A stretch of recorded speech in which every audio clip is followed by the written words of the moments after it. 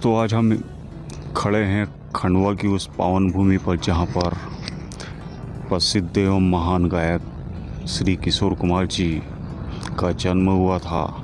और हम उस जगह पर खड़े हैं जहां पर श्री किशोर कुमार जी को यहाँ पर उनका अंतिम संस्कार किया गया था। ये वही शमशान घाट है जहाँ पर श्री किशोर कुमार जी का अंतिम संस्कार हुआ था। तो आइए दोस्तों, मैं आपको यहाँ के किशोर कुमार जी की समाधि के दर्शन करवाता हूँ और यहाँ के बारे में आपको जानकारी देता हूँ। श्री किशोर कुमार मुक्ति धाम।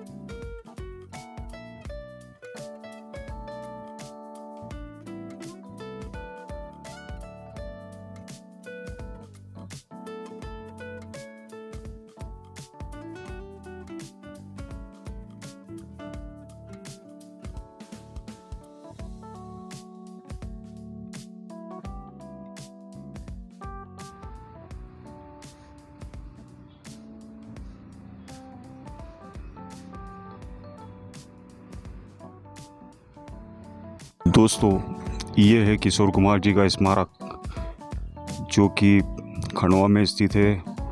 और आज हम यहाँ पे आप सभी के लिए आए हैं कि किशोर कुमार जी का स्मारक कैसा है, कैसा बना हुआ है और यहाँ पे क्या क्या होता है और उनकी समाधि कैसी है, आज हम ये इस वीडियो में दिखाएंगे दोस्तों। और सबसे पहले तो मैं आपको यहाँ पे ये भाई साहब जो केयर टेकर है यहाँ पर, हम इनसे बात करेंगे, यहाँ के बारे में जानकारी लेंगे और इनसे पूछेंगे कि यहाँ पर कब कब कौन कौन से कार्यक्रम होते हैं और यहाँ पे क्या क्या है। तो ये हमें अच्छी तरह से उसकी जानकारी दे सकते हैं। तो आइए हम बात करते हैं इनसे। नमस्कार सर। सर, हमें किशोर कुमार जी के इस स्मारक के बारे में आप कुछ जानकारी दें। उससे पहले मैं आपसे आपका नाम जानना चाहूँगा। वैसे मेरा नाम तो राकेश कनारे है। यहाँ से 10-12 किलोमीटर पर ग्रामीण क्षेत्र है अटल सरोवर नागचू। वहाँ से डेली सुबह शाम मैं दादा की सेवा के लिए आता हूँ। जी सर, तो मैं यही चाहूँगा सर कि आप हमें यहाँ के बारे में जानकारी दें और बताएं कि आगे क्या क्या है यहाँ पर, ताकि हमारे देश के लोगों के जो किशोर कुमार जी को चाहने वाले हैं वो ये यहाँ के बारे में जान सके। बिल्कुल निकाल देना कि खंडवा में किसी स्पॉट पर किशोरदा के नाम से कोई समाधि है। इनकी समाधि से कोई लेना देना नहीं। अपने हिंदुत्व में जो होता है अग्निदाह, तो किशोरदा का भी बाकायदा 13 अक्टूबर 1987 को बॉम्बे से खंडवा डेड बॉडी लाकर, पीछे देखिए 2 पॉम टाइप में अलग ही पेड़ दिख रहा है, वो पेड़ों के पास में उनका अग्निदाह हुआ था। और उसी समय थोड़ी बहुत उनकी अस्थियाँ जो थी ओंकारेश्वर में विसर्जित कर दी थी। और एमपी गवर्नमेंट ने जो थोड़ी बहुत संभाल के जो रखी थी, तो 4 अगस्त 2008 को जब एमपी गवर्नमेंट ने इसका डेवलपमेंट किया तो स्टैच्यू के नीचे गंगा जल में कलश में रख के फिर ये स्मारक का रूप दिया। तो आज की तारीख में ये पूरा का पूरा स्पॉट जो है, सामने रोड से लेकर पीछे तक, इसको अपने हिंदू धर्म रीति रिवाज के हिसाब से शमशान बोलो या मुक्ति धाम, पूरा का पूरा स्पॉट जो है आज की तारीख में स्पेशली किशोरदा के ही नाम से मुक्ति धाम भी है।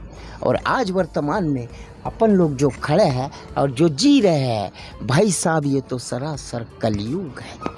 वो सतयुग गया तो उसी सतयुग में कई किशोरदा का विद फैमिली ट्रम्स परिवार जो था, पश्चिम बंगाल छोड़ खंडवा में आकर बस गया था।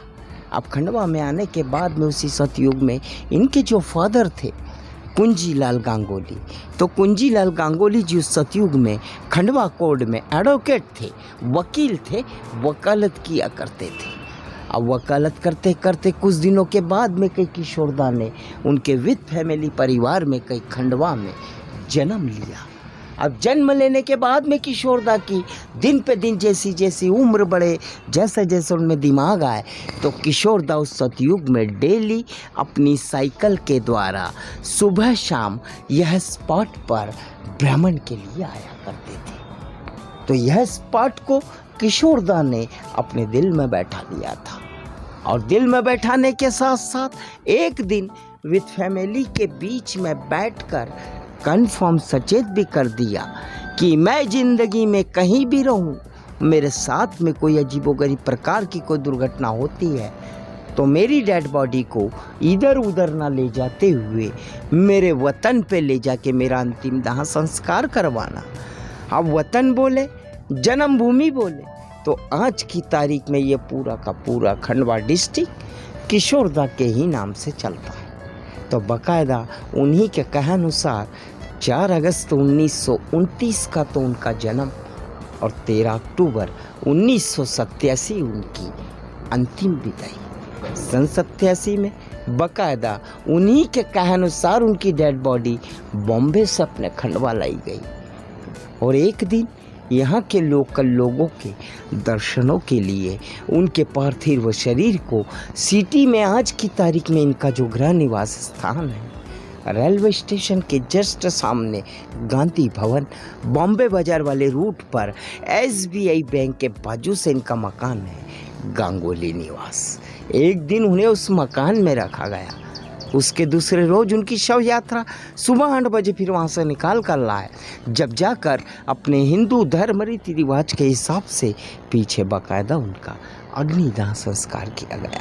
उसकी याद में फिर MP गवर्नमेंट ने इसको 2008 में वर्ल्ड में जो अपने चाहने वाले फैंस जो लगे हुए हैं, इनके हिसाब से 2008 में फिर MP गवर्नमेंट ने इसको 2.5 करोड़ की लागत से इसको स्मारक के तौर पर डेवलपमेंट किया। अब ये गुलई वाला ऊपरी वाला हिस्सा तो इनका स्मारक है, जस्ट इसके नीचे वाला हिस्सा जितना भी है, जस्ट इसके नीचे उनका 100 सीटर का मिनी थिएटर सिनेमा हॉल है। तो यहाँ का जो देखने वाला सिस्टम जितना भी है, डेली यूज़ न होते हुए MP गवर्नमेंट साल में स्पेशली किशोरदा के नाम से यहाँ पर 2 कार्यक्रम करवाती है, जन्मदिन, पुण्यतिथि। उस दिन यहाँ का पूरा देखने वाला सिस्टम सुबह से शाम तक चालू रहता है, और उन्हीं से संबंधित उसके नीचे उनकी मूवीज़ बताई जाती है। अब आज की तारीख में किशोरदा की फैमिली में किशोरदा के 2 बालक हैं, एक अमित कुमार, एक सुमित कुमार। तो इनका जो छोटे वाला बालक जो है सुमित, उसकी तो मैं बिल्कुल भविष्यवाणी नहीं करना चाहता। रही बात बड़े वाला बालक अमित, जिसकी रनिंग उम्र जो चल रही है 60 से 62 के करीब, वो लड़का है इनका गायक कलाकार।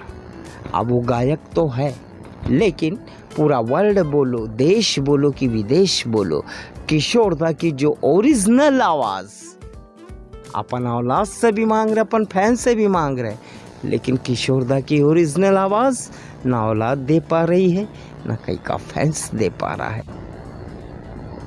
वो आवाज़ ना औलाद दे पा रही है, ना कहीं का फैंस दे पा रहा है। अब रही बात, किशोरदा ने उनकी लाइफ में 4 शादियाँ करके रखी थी। 4 शादियों में उनकी जो पहला नंबर वाली बीवी थी रूमा गोहा ठाकुर, यानी रूमा गांगुली। अभी 17-18 महीने हो गए सर, उनकी भी कोलकाता में भी डेथ हो गई है, जिससे गायक कलाकार अमित कुमार जी। तो रूमा गांगुली जी का और किशोरदा का 4 बीबियाँ थी।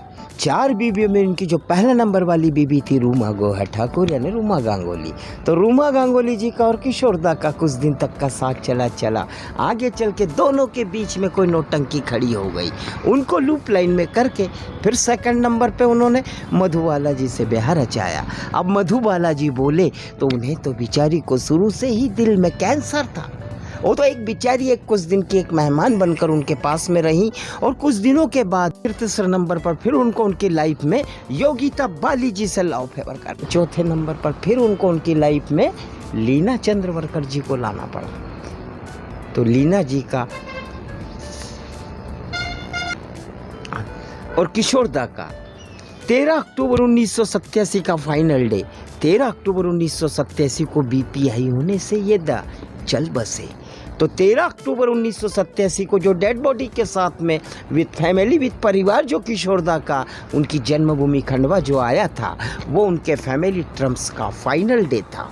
आज किशोरदा को गए पूरे 33 साल कंप्लीट, 34वां साल रनिंग चालू है, लेकिन 34 साल से आज तक उनकी जन्मभूमि खंडवा में उनके फैमिली ट्रम्प्स का कोई आना जाना नहीं। वो तो अपनी एमपी गवर्नमेंट का वर्चस्व जिसते से कायम है।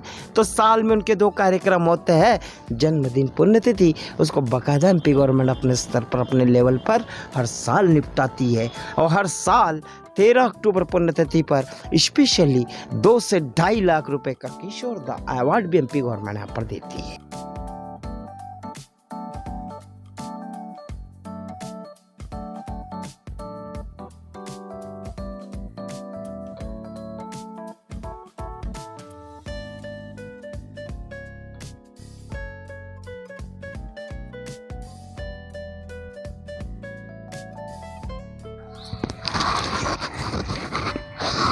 तो हम पहुंच चुके हैं दोस्तों मुक्ति धाम में, और यहाँ पर श्री किशोर कुमार जी की समाधि है जिसे हम अब देखेंगे। ये है किशोर कुमार जी की समाधि।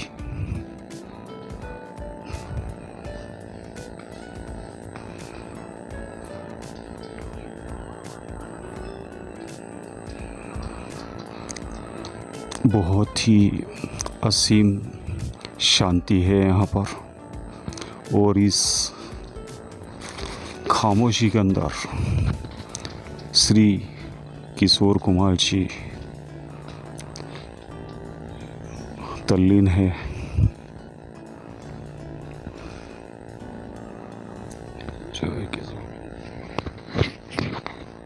ये है हमारे किशोरदा।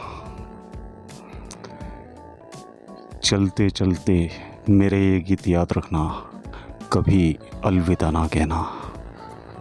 ये है हमारे किशोरदा, और ये रही उनकी समाधि जहाँ असीम शांति के साथ हमारे किशोरदा यहाँ पर आराम कर रहे हैं और गुनगुना रहे हैं।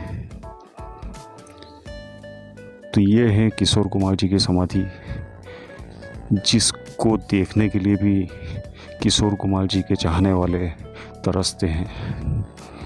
और आज हमें मौका मिला है यहाँ पर आने का।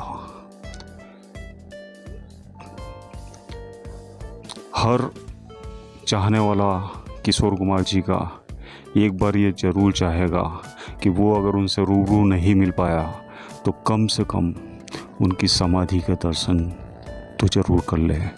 और आज मेरी भी ये दिली ख्वाहिश पूरी हो गई कि मेरे आदर्श मेरे किशोर कुमार जी, जिनका मैं बहुत बड़ा चाहने वाला हूँ, आज उनकी समाधि पर आकर उन्हें नमन कर रहा हूँ।